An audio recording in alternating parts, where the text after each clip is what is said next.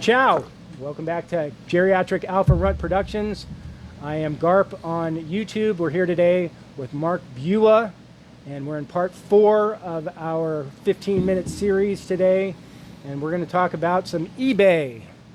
I know eBay. I have a love-hate relationship with eBay. Well, I everywhere I look in your space here, I see Well, that's eBay. exactly it. I sell on eBay. I buy on eBay. Yeah. Got a lot of years invested in eBay. There's a lot of good things about eBay. There's a lot of bad things about eBay. I've really kind of started now. I'm going to start growing my eBay a lot. I hired somebody to help me to grow my eBay and really work on that. But you now, Mark, you've been a power seller and a huge good seller on eBay for a long time. Tell us what your page is. Give yourself a little promotional plug and tell us about what you do.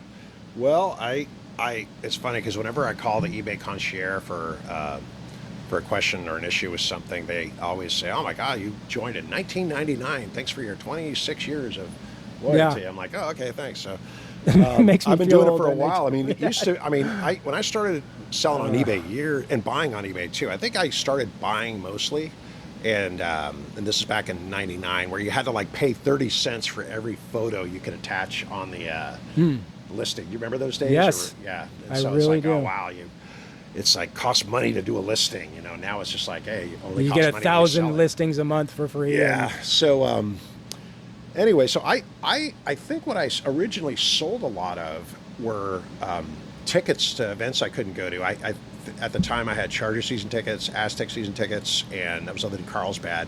And I think there were a couple of years where me and my friend Greg split Padres tickets, and so I used that as a way to sell the ones we weren't using, and so that's what kind of got my volume going. And there were different things that I went into. I was always intrigued with like being able to use logos that were no longer employed by companies or sports teams or other entities. And so I talked to a patent attorney about some things, and he went over some guidelines and how to search for patents and things like that. And I always liked the old school Monty logos, like we saw on your shirt earlier, things like that. And I just went to a screen printer when I found some T-shirts at Cal stores for cheap, and I started making these old school Monty T-shirts, and they started selling here and there. And then when there was one time, and it was in the season of 2010 to 11, I think, is when Kawhi Leonard was still playing for San Diego State that year. Marshall Falk had met me I remember we met at the parking lot of a CPK in La Jolla Village, and he wanted to buy shirts for everyone. Somebody gave him my number, and I'm like, yeah, I'll meet you, Marshall. And so he wore one of those shirts courtside at a nationally televised game versus, I think, Utah, or it wasn't BYU because we won it. But anyway, so I look, and this was before eBay was real into the mobile stuff, the mobile apps, back in 2010, 11. I don't know if they even had a mobile app yet, but Okay. I remember getting home that day and seeing I had sold hundreds of these shirts, and whatever network, I think it was CBS Sports, was showing him courtside wearing them, and everyone got on the chat rooms. Where do you find these things? And that's when you could start doing image searches or something. And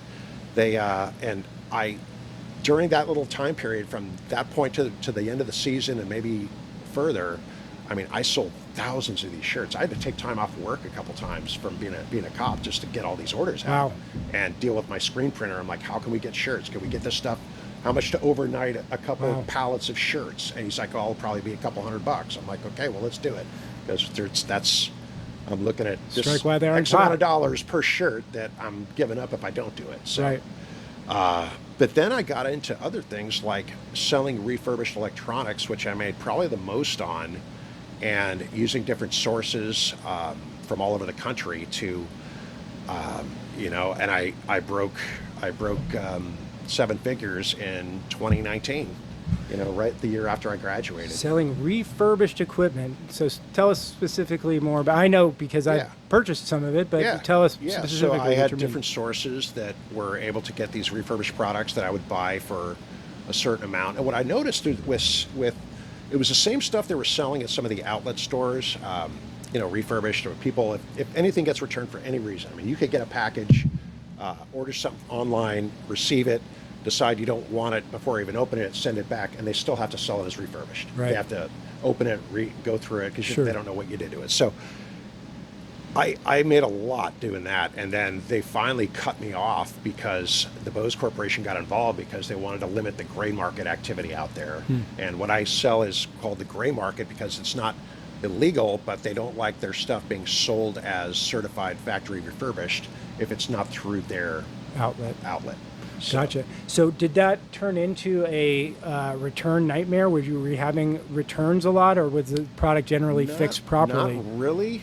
There was a period where eBay was way too buyer friendly with their return policies, and I think they realized that around 2020, 2021 that they were losing sellers, and you had these other Right. other The places like scams or- Etsy and other type of sites that popped up that were taking that business. And the where I think eBay, I mean, I've been with eBay basically forever, for as long as they've been relevant, and starting in the late 90s. And when Meg Whitman, you may remember, ran for governor of California, she was the CEO of eBay, and she really screwed things up early on. They had a chance to really put Amazon went to the territory they went to outside of books and other things because they saw weaknesses in eBay's business model. Oh. And basically it was charging sellers too much to sell stuff and not protecting them. And so that's when Amazon really got into doing a lot of what Not they do protecting the seller. That's that's a good segue, because it seems like they would always side with the buyer every time if there was a dispute, and that's the way that the scams were oftentimes working. Is that buyers would buy something from you, you'd ship them the sports card, they would open up the package, make a complaint, and say that the seller sent me an empty fake bottle one. of water Yeah. or a fake one, and I don't want it. And all that eBay requires is that you get a signature confirmation on a package being shipped back there. Or And just it a doesn't scan matter. delivery confirmation. I mean, so then you sent them the card, and they ship you back an empty bottle of water, and now they've kept your card and they've got their money back, and you've got an empty bottle of water. And that's the way eBay does it. Yeah. And if you fight it hard enough, long enough, tooth and nail, they might reimburse you too. Yeah. And in essence, losing, then eBay becomes a loser. And so at some point, finally, they got smart in sports cards. So I don't know if you're aware of this, but at least in sports cards now, what they do is They have the certification not only process. not only on raw cards, but on graded cards. You send it to the authenticator. The authenticator opens the box, verifies not only is it a real card, but it's the card that you said. It's not a card that's got a big crease in it. It's the same card, but it's got a big crease in it. It's the card you said. Yeah. So and they look at it and do that, and they do the same And thing then with they ship it watches to the- now. They to do the the same end thing user. with watches. yeah, and which is great because it's taking out a big facet of the scam now. And I can't imagine what it's costing them, because there's an extra set of shipping in there now, because it's shipping to them and then it's shipping to the customer.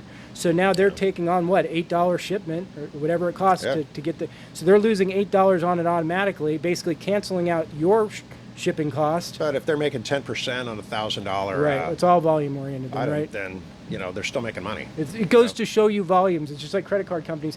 How do they make so much money? Well, 3% of on everything, of everything is a lot. What I've gotten as a seller where buyers are trying to scam me, and is basically what I've gotten hand lotion returned to me when the guy bought 6 sets of headphones, had them shipped to a PO box at like a mailboxes, etc., something like that. And then, eBay sided with me, but I had to get a police report. I had to get stuff like that. And, they're just into those scams that they do. And there were times when I would cancel orders if I thought they were a sketchy For sure. buyer. And also, I do that too. when people order multiple of something, like say a hat that I sell, something like this, where they'll order 2 of them, I'll ship them 2 of them, and then they'll say only 1 was included.